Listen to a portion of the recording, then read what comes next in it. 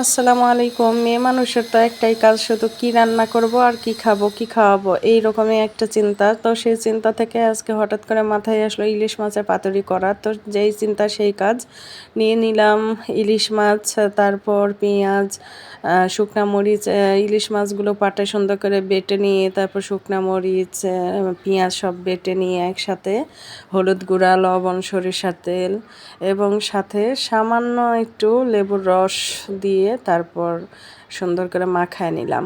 তারপর বারান্দায় ছিল লাউ পাতা, নিজের হাতে লাগানো লাউ গাছের এত সুন্দর তাজা পাতাগুলো দেখেন, দেখলেই খেতে মন চায়। তো সেই পাতা নিয়ে ধুয়ে পরিষ্কার করে সেই মাখানো মাছটা সুন্দর করে মুড়িয়ে নিয়ে তারপর ফ্রাই প্যানে একটু তেল দিয়ে তেলটি গরম করে সুন্দর করে ঢেকে নিয়ে অল্প আছে লাউ পাতা আর মাছটা ভেজে নিলাম।